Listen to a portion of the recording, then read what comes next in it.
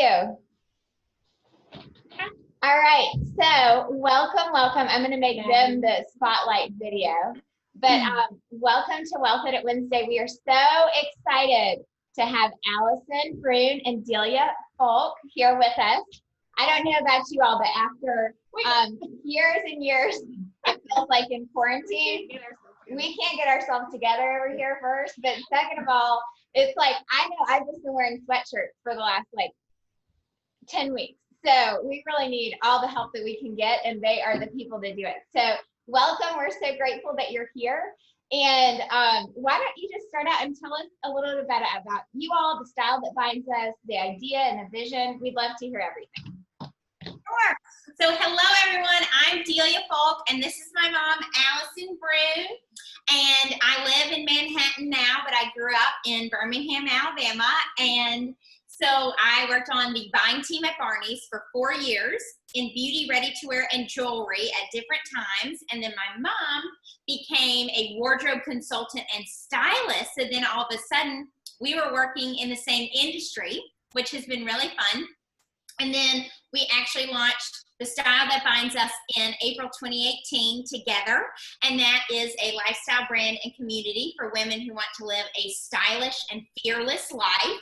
So mom does her style consulting. So she does closet edits, packs people for trips that we can go on maybe hopefully soon, special occasion dressing, personal shopping, all sorts of things. And then I work with emerging brands to help them navigate both direct to consumer and wholesale retail. That is awesome. That's great. And so, okay, so tell us what it's like to work together. It's my dream. I have 3 daughters. So what is it like to work with your mama? What's it like to work with your daughter? Teach us all those secrets. Yes, it has been really nice. I'm very, very thankful and glad that I worked in corporate first, because then I got a sense of meetings and hierarchy and flow and what all of that looks like. But it has been so very nice to work with family, because you know that they have your back. You can trust them. Thankfully, we share similar interests. And so usually we're on the same page. And if not, we can have an honest and open conversation instead of kind of maybe teetering around an issue or something, maybe if you were working with a friend. So overall, it has been so nice, because as an entrepreneur, growing a company is insane. It is a crazy roller coaster, and it's very nice to go through it with her. It adds a whole extra element to our relationship, and we get to go on all these adventures together, and you have your mom in a foreign country when you're sick, and she can take care of you. That's awesome. I know, I was so living vicariously through y'all through Fashion Week this year. That was awesome. Y'all did great coverage of that. Yeah, so how do y'all, so Alison, you do wardrobe consulting. Delia, you work with people who, is it the people who are wanting to get into the business? Like, are you consulting, are you working with designers or people who want, like, what's your target market? Sure. So with me, it is the emerging brands. So let's say they are like, I would love to be sold in Saks, but how would I even begin that conversation? How would I go about that? But then also, so we can talk about like percentage of your business. What percentage do you want to come from wholesale and selling to stores? And what percentage do you want direct to consumer, whether that's your own store or your own website? So we also talk about direct to consumer strategies. So like email newsletter, brand voice, making sure practically no one has an elevator pitch. When I work with them, I'm like, so tell me, why does your brand need to exist? Because there are millions of brands in the world. So why is it that we need another jewelry brand? And they're like, well, you know, it's just like elevated basics or whatever. And we're like, no, we need to come up with a better statement than that. So we it's all sorts of business and growth strategies. Right. Well, that's awesome. And then Alison, you have the front row to all the new emerging brands too. Oh, yeah. Yeah, that's right. That is awesome. And Alison, I know, now tell us what it's like to work. Just give us kind of, this is a little bit off of our questions, but like to work with you as a stylist. So tell us, like, if someone were to work with a stylist, where would they even begin? What questions would they ask? How should we be thinking about that? Okay, and I also wanted to say just a little bit about working with a family member, working with your daughter. Yes. It's good to have someone multi-generational because I come up with a lot of ideas. I'm thinking all the time, but when I think of an idea, I want to put it into place right now, and I'm very emotional about everything. And Jay's very, she's emotional too, but she's also very practical. And she says, we'll get to that. We have to go through all of this first. It's like the yin and the yang. We know our strengths and our weaknesses, and therefore we're patient with each other. But also, she knows, okay, mom's going off on a tangent again. Or with me, Delia will have so many irons in the fire, and I have to say, we got to bring it back. I have to concentrate on one thing at a time. And obviously, she's my tech resource because we need that. I was about to say, that's the hardest part of it all. And it's really not fun for her. I deal with it with my own mother, and then when I just cringe knowing this is what I'm saying to her. Like, she's like, Mom, it's right down at the bottom next to the whatever. So she has a lot of patience, and I certainly haven't had any experience in corporate. I was a teacher before, so I'm just teaching older people now, similar to what I taught. They were very young then. I taught at the Advent. They were 5 years old. They were kindergartners. So it's fun now to teach older women. But as far as working with me, it's hard to have like a short description of how it is to work with me, particularly because I don't do like packages. I don't do, for this amount of money, you get the Renaissance package, which means you get this, and 4 looks. It's more like we sit down, we go over exactly for each client specifically, what are the things that you're dealing with? Are you moving into a career? Are you moving out of a career? Are you switching career? Are you a young mom? Is it simply the fact that you have your yoga clothes and your cocktail clothes, but what is this? This whole, middle area where, unfortunately I had a man one time say to me, a husband, and he loves his wife very much, but he said, I wish you could help my wife. She looks kind of like she has the flu. She's I know. He goes, I come home at night and she's still in her workout clothes and her hair's like pulled back, but I don't think she ever worked out. And I'm like, yeah, because she has 4 kids. I know. But it's that kind of thing, how to come up with that core look, that core wardrobe for your lifestyle, your budget, your body type. So it's hard to say, when you work with me, you'll get this, this, and this. It's more like we come together, we have a phone conversation where we discuss a lot of it. Then we come together, and sometimes it's the reverse because someone calls me for the first time and they're like, I'm getting married. I need you to help me with my wardrobe, my mother's dress, my honeymoon wardrobe, all of it. Or I'm a young lawyer with 3 kids and I'm trying to decorate my house. And at the same time, I want a few outfits to go out with my husband, but I have to have this whole career wardrobe, and we have all these expenses. I'm just overwhelmed. So it's truly unique to the person. We sit down and then we make up a plan. We go through, and if we are starting from the beginning, we do a quick body edit, just so we can fill in the pieces of the puzzle. What's your body type? What coloring is best for you? What neckline is best for you? There's all kinds of information that goes into that. And then we go through and try on everything in the closet. If it's too much to try on all of it, we'll break it up into a season. And then I check off on my list what you have, what you don't have of your basics that you need. And then we go through the pieces that just don't fit anymore and things like that, and talk about how we're gonna move those other places at, whether it's consignment or whatever, and alterations, etc. A lot of people, especially if they're petite, they never get the sleeves taken up in any of their jackets or shirts. And so once I push them to do that, it's like a whole other thing. You're a size smaller, your clothes look fabulous, and you don't feel kind of frumpy because, your sleeves are, I just roll them up. Well, that's a messy look. So all of those little tweaks that we make, and then we come back together, we have everything in there. It might be one shoe that you needed to pull 3 looks together, or one top that would go under all these different fun jackets that you have collected but never knew how to wear before, and or some accessories, or how to play with your accessories. whatever it is that that person needs, then we come back together and we do that. And so when I leave, they feel like they have a working wardrobe where everything fits, everything is the right style, color, shape, everything for them, and then they can go out and live their stylish and fearless life. That's awesome.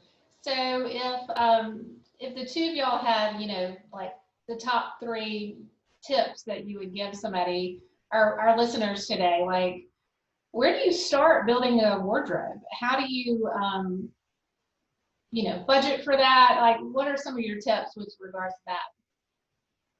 All right, so the first thing is Jay is going to tell you walk you through the tech part of finding this core wardrobe list that we have on our website.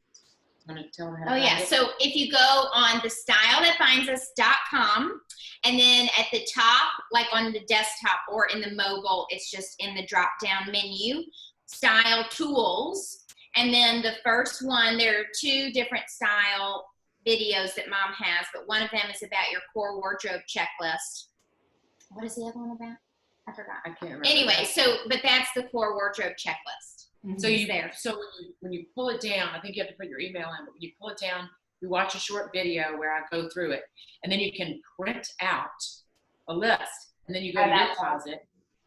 Yeah, and you can circle the things you have, and you can put a dash by the things you don't have, and then obviously those move over somewhere else. Wherever you keep your list, it might be on your phone, it might be, you know, in a notepad, but it's for those occasions when you're shopping with friends or you have an hour just to go off by yourself, and you're like, I don't even know what I need. I can't think right now. I'm away from my closet. When you pull up that list, you're like, oh yeah, I'm supposed to be looking for a black trench coat, you know, blah, blah, blah, that goes from day to night. And then you have specific things to look for. So that's something is to, and when you get the core wardrobe, there are core pieces at every price point pretty much, but you know, spend the most on those pieces because those are your workhorse pieces. Those will be the pieces. That black pant is going to be worn until it falls apart and you replace it. You don't need 20 that almost fit. You need to find one pair that really works. You know, a casual one, a cocktail one, a couple of black pants. You know, there's not one black pant that's going to work for everything. But you don't need a ton of them. And when we try them on, you're like, well, this one almost works, but I feel like it's too short. This one almost works, but it's too big back here. You really need to be thoughtful about those pieces. They're boring. They are not exciting to go look for, you know. I'm looking for a basic black pant, but it is, you can't put together a wardrobe without those bottom layer tops and bottoms and that basic black dress and things like that. So that is the thing about where to start and how much money. It's pretty much like you have to go through your budget. That would be, I guess, where they would talk with you and they would say, you know, I need to build this core wardrobe, and then y'all would figure out how much you could spend, and then they would have an idea about spending, you know, how much money they could spend on those core pieces. But the main thing about it is it's so much better to buy something that's good quality, that will last, you know, for a while, rather than every season you have to just go out and buy another pair of black Zara pants, which is what happens. That's something, plus once you get those core pieces, then you kind of know which brand works for you. Theory works for me. Well, Tahari works better for me because I have a curvier figure.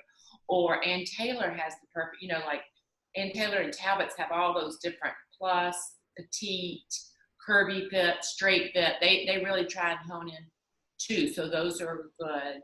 And then Lafayette at a higher price point. Sometimes their pants aren't the best, but they have a lot of good, sometimes they're great, but sometimes they don't fit so much if you have a boyish figure. But that's the part that's going to take you some time to really, you know, you go in a store and you go, okay, I'm not looking until I find one pair of black pants that really fit, and one white blouse, one silk blouse, whatever the things are that. Well, I kind of feel like you might end up saving money in the long run because, like, I just recently cleaned out my closet, and I'm not kidding. I have 15 pairs of white jeans. Yeah. And I'm like, why do I have 15 pairs of white jeans? And none of them do I don't love a single pair of them. And I'm like, well, if I had just spent the time with somebody like you that was like, really, let's really think about it. And I bought one pair, even if it was for $300, I'm guarantee you that's less than that I spent on the 15 pairs that are sitting in my closet. Because Yeah. the internet is not your friend with this right now. Because it's like on Instagram, you know, you'll see these like ads, and the dress looks really pretty, but it's coming from like China, which is nothing wrong with China, but like, you know, I mean, it's like we don't know anything about the brand, how it's gonna fit, but it's, you know, $39.99 or $29. I like just really encourage my people not to do that kind of stuff. Especially most of us are in our, you know, late, you know, 30s, 40s, 50s, 60s. It's time to just start like really thinking about what your look, what your aesthetic is going to be, pieces that'll carry you, kind of more timeless pieces. Anyway, I think that that's really important. But the internet, I mean, it can be like, ooh, that's so cute. But, you know, most of the time you just don't need that stuff. Yeah, the problem with that too is once you buy one thing on when you're scrolling Facebook or whatever, Instagram, you're going to get tons of stuff. So I don't recommend really ever shopping off of your social media. Oh, that's a good one. And also, if you think of it this way, once you have those 4 pieces, like someone will say, well, I don't really need a black pant now because it's July. But we're not shopping for this season. We're shopping for until that black pant falls apart. The quicker you can get those basic pieces, those workhorse pieces in your closet and take care of them, hang them back up, clean them the way they're supposed to be cleaned, all that kind of stuff, then you can check those off for a couple of years. And then that's when you get to buy the fun, trendy or statement-y pieces or whatever. And that's when, so then your money will go towards that, or cool shoes or bags, what jewelry, whatever your thing is that you love to, that, you know, makes you excited to shop for. If you do like to shop for clothes, I mean, if that's your thing, if you don't care, then those basics will pull you through with a couple of, you know, scarves or earrings and things like that to mix and match a bunch of different outfits. But the first thing is, the boring part is like getting your foundation done, and then you get to have fun. People do it the opposite, especially because of social media, because, oh, that looks so cute, that ruffledy, big sleeved, fabulous, you know, gingham top with the little bows on the shoulders and all this kind of stuff. And then it comes in and you get it in your closet and you're like, where in the world am I ever going to wear that? And how am I going to wear it? Because I have nothing to wear it with. I don't even know what I would wear with something like that, where it's like, or where I'm going to wear it to. You know, those are all impulse buys, and those can be done later, but do the core thing first. So the tips would be, spend the most you can, but do not go into any sort of debt on this. It doesn't have to be done overnight. Like I said, it's going to hopefully last you several seasons. You know, a black blazer, a navy blazer, whatever those things are with your body type, those, you know, you don't wear them every day. So those kinds of things, put some money into. You know, people are like, oh, that's too expensive. Okay, well, now you have 4 navy blazers and you don't like any of them. And you would have had that fabulous blazer. So be very thoughtful in what you put into your closet. Once you clean it out, be thoughtful. Don't buy things because they're on sale, but they were almost right, or they almost fit. All of these things that I hear every day, you're just throwing money away. So if you can get your basics in, spend the most money you can, think about quality versus quantity. We don't need so much stuff. Another style tip is you don't have to pick one look. You flat out do not have to pick one look. You do not have to just be menswear for women or romantic ruffly, because, you know, we have all different kinds. We wear so many hats, and you want to be able to play with fashion. Yeah. Any other tips? Yeah. Well, I wanted to ask you, Alison, just because I think it's so wonderful. You started the Style That Binds Us when you were in your 40s, 50s. You know, you don't have to share your age, but I do think that it is important for women to see other women that have pivoted maybe a little bit later in their career. That's very inspirational. And I think I just love to hear more and for you to share a little bit more about like the courage that it took to do that, kind of what went through your head, if there was any resistance or doubts, and then, you know, kind of go from there. Okay, so the things I would say are, I never even considered the fact that I was 50, and I was 50. That wasn't a big motivating or troublesome factor. What happened with me was I had, you know, I had raised these kids, and when Delia left, The other two are my stepchildren. I love them dearly, but they weren't with me all the time. When Delia left, went to college and everything, all of a sudden I had free time. And I remember one day I was like folding a shirt in the laundry room, and I thought, this can't be it. I mean, it's not over till you're waiting for grandkids or whatever it is. Like, all of a sudden I realized I've been given this gift of some time for me. You have, like Delia right now, she doesn't have a house that she's having to take care of. She doesn't have a husband that she's having to take care of. Aging parents, a career, just all these different things. And all of a sudden it's like, it's not over. You do have time to find something, and it can be just a part-time job if you want it to be. But if you really want to create something and watch it grow, it's like waking up and realizing, you have this chance. And so it was very exciting to me, figuring out what it was going to be and allowing myself the time to do the research and study and get the information that I needed. You don't just say, I like clothes and have a bunch of cute clothes, so I'm going to be a wardrobe consultant. I think I'll help people get dressed, because first of all, you don't understand the science behind it. I went to school in New York at FIT, where Michael Kors went, and Vera Wang and all kinds of people like that. But there's a lot more to it than just, someone paying you to say, that's cute on you, that's not.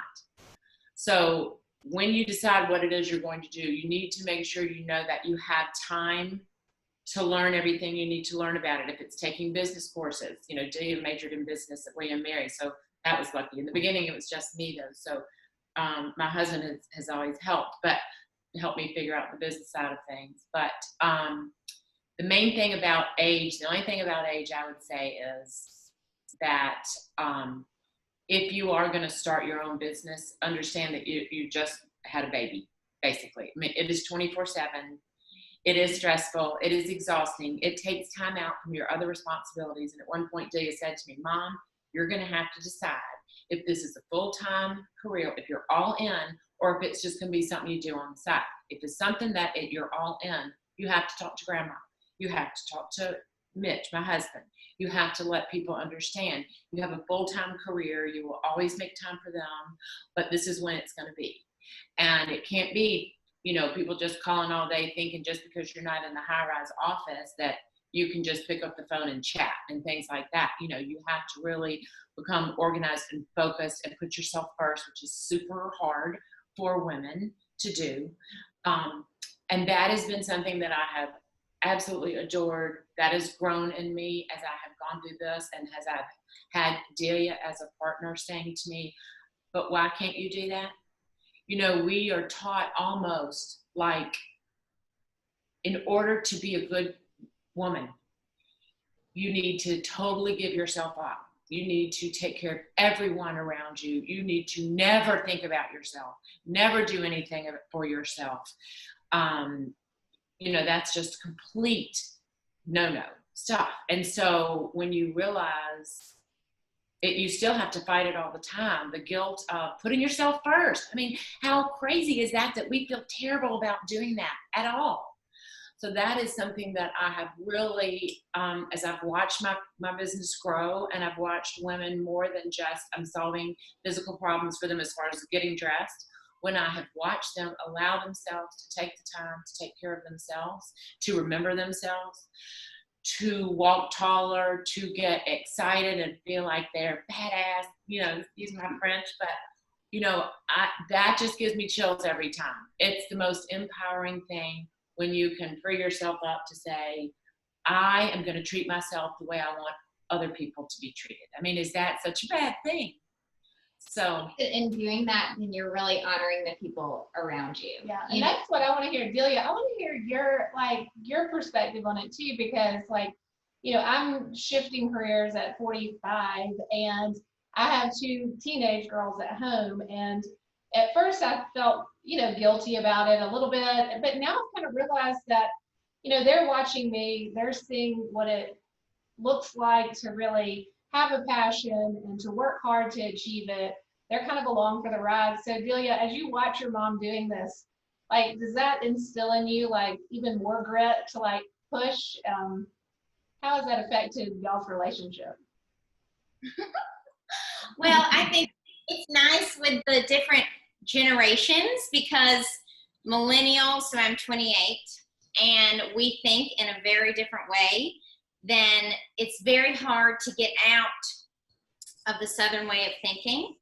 So that was helpful when I went to William & Mary, moved 12 hours away, and then when I went to Manhattan and further away and got into the career, because I definitely grew up. Delia at 16 I was going to college for my MRS degree. I was thinking, I'll get married and then I'll start having my 4 children, and that would be my life, because that's the example a lot of times in the South. And the culture, it's crazy. It's like, oh, her husband doesn't make enough money, she has to work, which is not the case at all. Just right. Someone might want to work. It does. And why do we have to judge other people? So anyway, it has been good for us to have conversations so that I can help to train her to say, like, the office hour things. Like, and when we have conversations and I can kind of feel where she is, and I'll say, you know what, it's fine. Like, I'll just do it because I know you have a lot on your plate, versus when I need to say, well, maybe let's like establish a time frame where you are going to work and you need to stay strong and say, no, like, I am having a business. You know, it's just so hard to retrain people.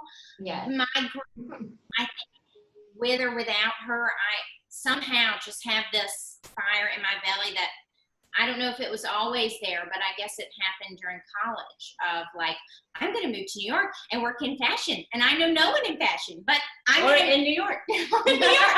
And I'm somehow going to make that happen. So it's just kind of little by little. And that's one of the other questions, is that how can you be close to your mother when it's raising you? Well, for some reason, most of the time, trusted me to make the right decision. So therefore, I did. It wasn't like I grew up and I felt like she was helicoptering me. And so then I wanted to immediately get away as quick as possible. So when you have that foundation, there's that psychological thing of how you're raised as a child. But if you're loved and they tell you, you know, oh, you're the smartest, the best one. And, you know, of course it's not true, but you feel like that. And so then somehow you can just go out into the world. You can go to another country and just figure it out, and you're fine. So for some reason, I never felt like I could not do something that I couldn't set my mind to. I've never thought like, oh, boy, it's so much easier for boys, or nothing. So I have no idea, and I need to have a psychologist to analyze that. But I guess it's when you have that strong foundation and you know that you're loved at home, then you can go out into the world and do whatever it is that you need to do.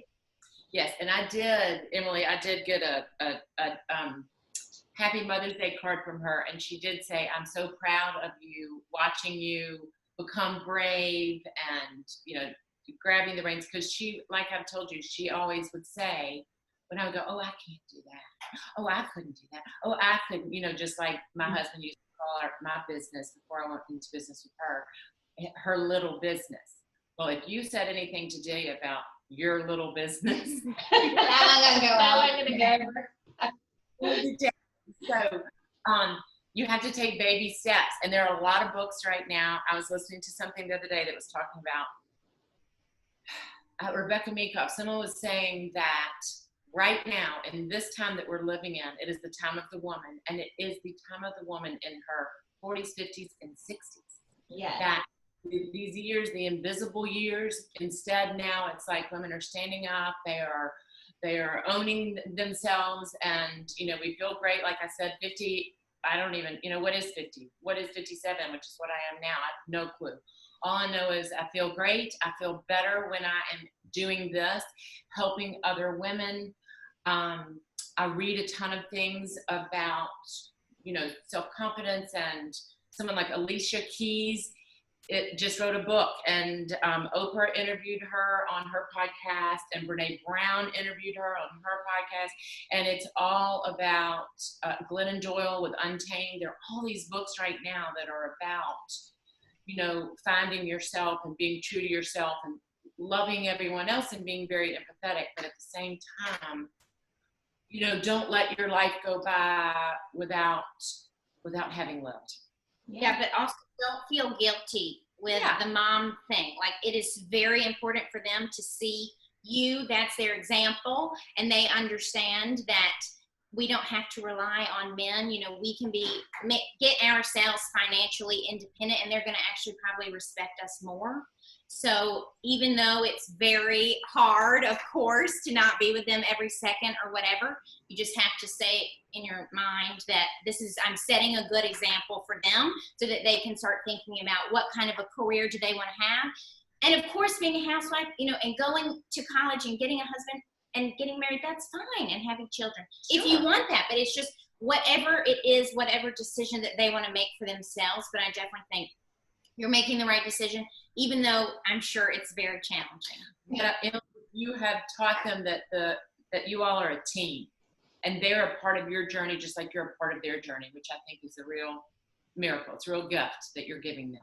Oh, thank y'all so much. Yeah. Y'all, thank you so much for being with us. This has been such a treat, and we would love to have you back at some point in the future. I wanted to open it up for questions. Everyone's line is muted right now. So if you have a question, just unmute your line, or there's a little chat feature that you can use. And then what I'll do afterwards too is on our Slack channel. If everyone on the call is not on our Slack channel, I'll send the link to that. And then also I'm going to post the link to get on the Style That Binds Us and find that video and checklist, which is going to be awesome. Okay, I'm going to leave it open for one more second. Hey, this is Julie McDonald. Can y'all hear me? Hey, Julie.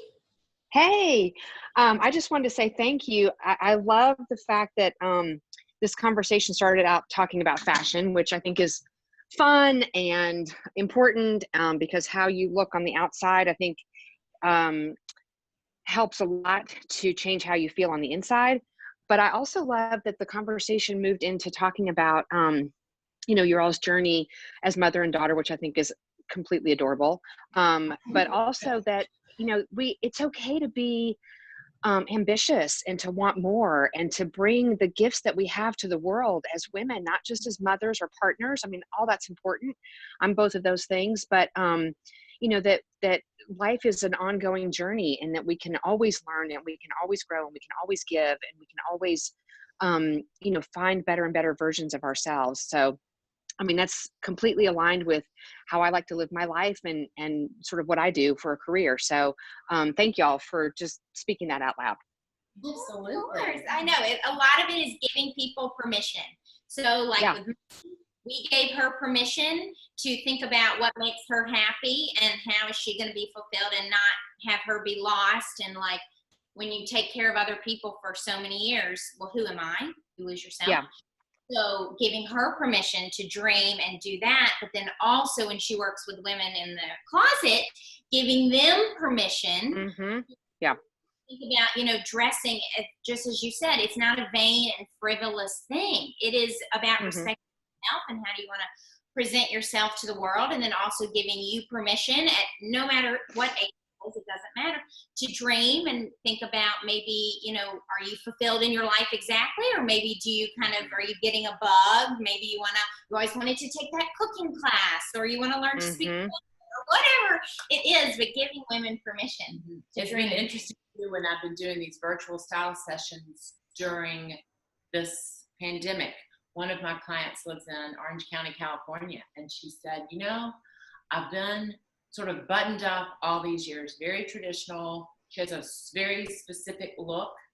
Well, I think I want to mix it up a little bit. I really think I want to be a little more glamorous, a little more relaxed. It was very interesting to see that response. Like, we're all realizing, what is life? What is happening? You know, and how we just need to live life while we can and enjoy things and don't take things as seriously if we can when we finally get out of this mess. And so you can evaluate what it is that is your style, which is really not just your style, but your vibe, you know, your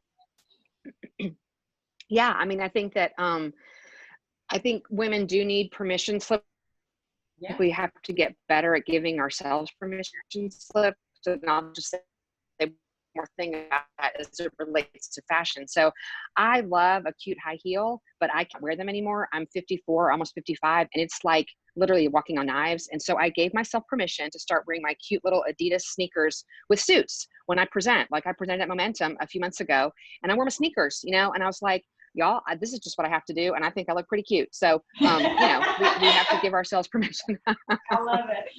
And I think too, Julie, that was such a good word. And you know, Emily and I were talking yesterday, this is a community. So I'll just give a little bit of my story.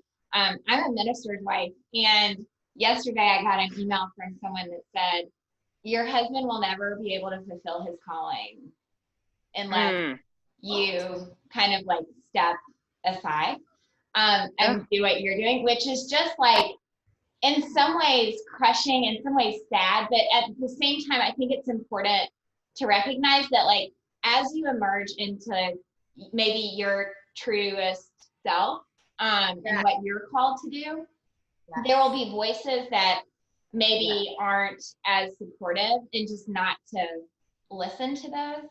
And it's hard not to, especially when it's people that you love.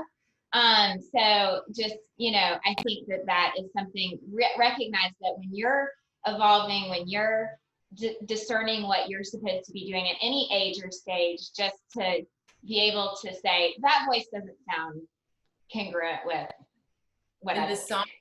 I listened yesterday to the Oprah podcast with Alicia Keys, and she's written a song called A Brand New Me. And in the towards the end of the thing, it says, I'm not bad, I'm just a brand new me. You know, your new me. It goes on, it says all these sort of affirmations that, you know, that's really heartbreaking that someone, you know, that someone sent you that. But anyway. But we'll have those little things in our lives, you know, like we'll have, but for every one of those, there's 15 people cheering you on, you know, so that's what's so awesome.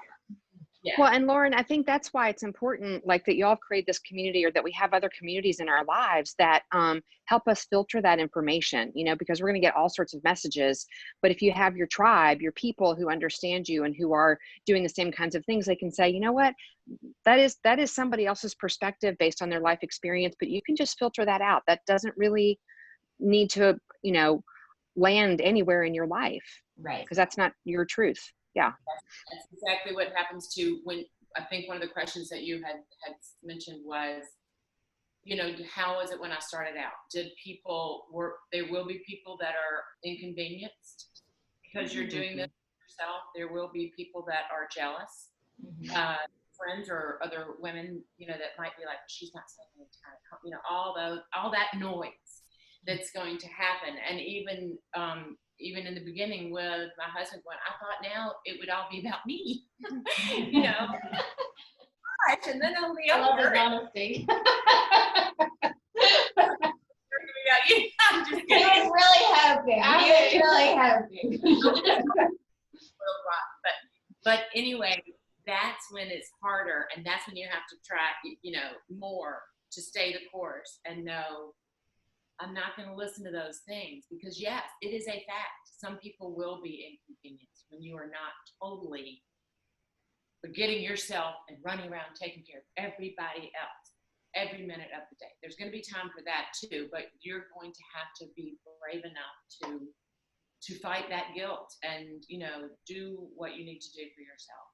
And also, you know, Andrew is a leader in the community, and what you're doing is building a community too. It's actually very similar to what he does in my mind, to build a tribe and support each other and things like that and lift people up. So that person is here. Thank you. Any other questions? All right. Well, thank y'all so much. This was such a treat, and I'm glad that y'all are together now too. That you were able to sneak and get away and see each other. Quarantine. Awesome. Okay. Well, we'll see y'all next week. Right, thanks. Bye. Thank you for joining, everybody. Bye.